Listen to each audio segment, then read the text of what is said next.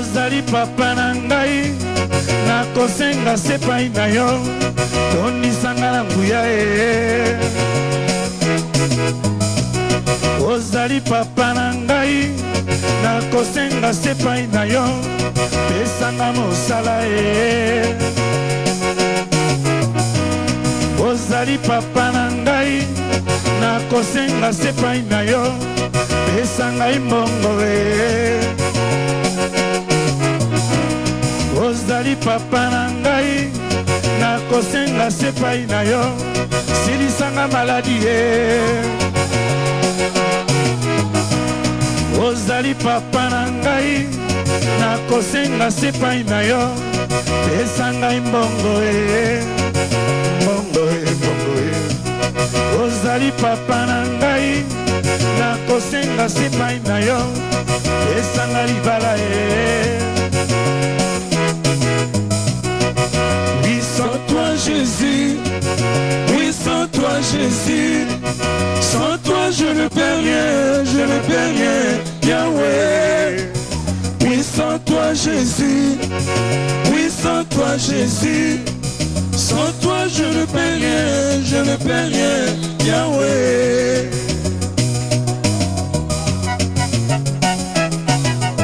Oui Seigneur, sans toi je ne peux rien faire. Naïbi et Tozali papa nangai nakozanga eloko te. Alléluia. Oh Jésus. Yahweh na ye epa na yo obikisa ngai ngai moko nakoki te mosungi na ngai se yo Yahweh. Yahweh na ye epa na yo obikisa ngai ngai moko nakoki te mosungi na ngai se yo Yahweh. Oui sans toi Jésus, oui sans toi Jésus, sans toi je ne peux rien, je ne peux rien Yahweh. Oui sans toi Jésus, oui sans toi Jésus, sans toi je ne peux rien, je ne peux rien Yahweh.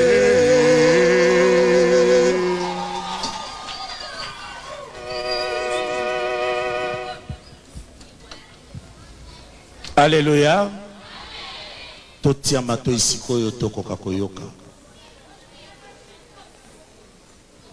Nabandi bandeko mwa tango ekei pona biloko yo me yango te eko pesa biso retard po ete tobanda. Amen. Soki na telemi liboso na bino na ye kotatola monene na Nzambe. Na yekota la monnaie na Nzambe lolenge kani nga nazalaki na mokili pendenge nini lelo yo na ndimeli Yesu lokola mokonzi pe mobikisi na ngai. Frères, sœurs, na lingo yamba kaka amani pamba pamba te me na lingite ovanda oyoka po amen na yo ekokoma ta musu lokola désordre. Sala na kati na kimia oyoka po ete malobo ekobima esa pe pona tina na yo.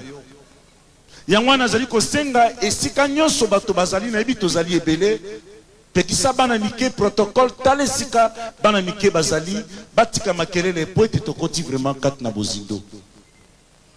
Liboso ya kobanda témoignage na lingi komi présenter. Kombo na ngai ezali frère Mopero wa Maloba.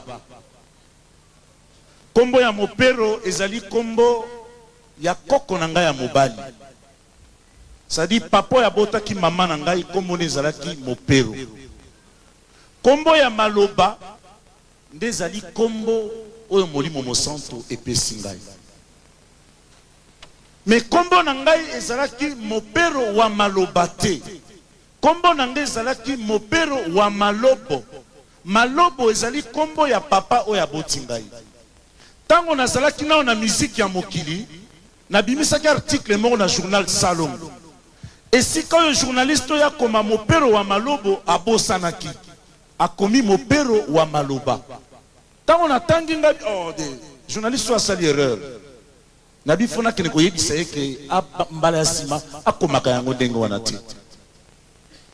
Na ke koyebisa yenga bidio sali erreur komi comme nanga maloba comme nanga zali mopero wa malobo journaliste na bina ngabi na malobo na maloba wapezo sonner moi bien na matoi soki oza koyemba ozobimisa maloba mais malobo c'est quoi ngapi na kansinga à cause na raison etika na ngaka mais tango na ekondime na mokonzi Yesu Bible le bina bisobo celui qui est en Christ est devenu une nouvelle créature.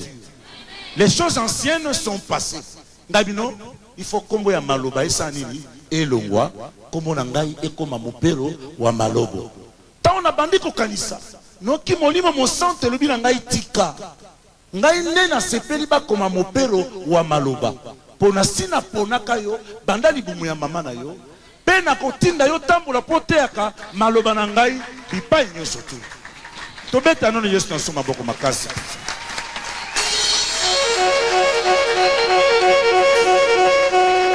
Amen. Soki na ye kotelema liboso na bino na ende kotatola monene na Nzambe. Témoignage na ngai eza na 4 parties.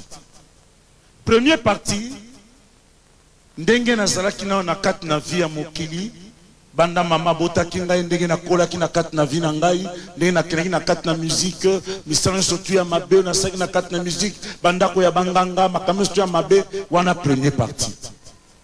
Deuxième partie na ekotika musique ya mokili pe na ekondimela mokonzi Jésus Christ. C'était en 1982 ndenge na ndimlaka Jésus Christ. Wana deuxième partie. Troisième partie, on a dit partie moko ya somo oyo Bible zali kolobake mbwale asanzi pe akoli asubiloko ye asanzaki. Ngai moto na ndimela kinzambe na eko tika lisusu nzela na Nzambe na eko zonga lisusu na mokili na eko zonga suna misiki ya mokili na eko zonga lisusu ndako ya banganga. Oneza partie moko ya somo ndeko na ngai.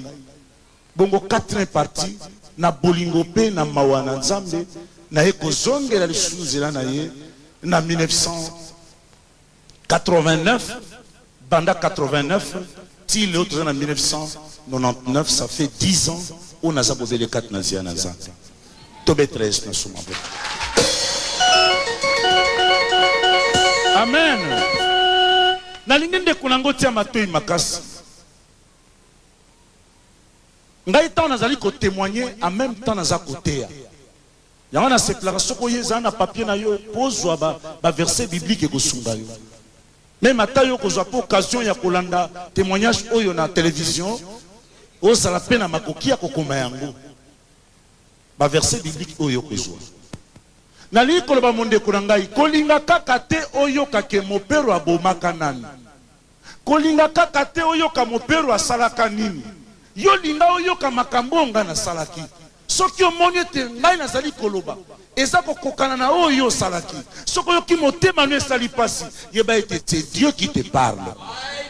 Kolinga to yo kaka mopera salaki nini mopera bomaka nani te yo ka makambo na likoloba pende kuna ngai okozwa lobiko na bati témoignage na ngai thème na ngo ezali boye pourquoi je souffre to ba no phrase option surtout 2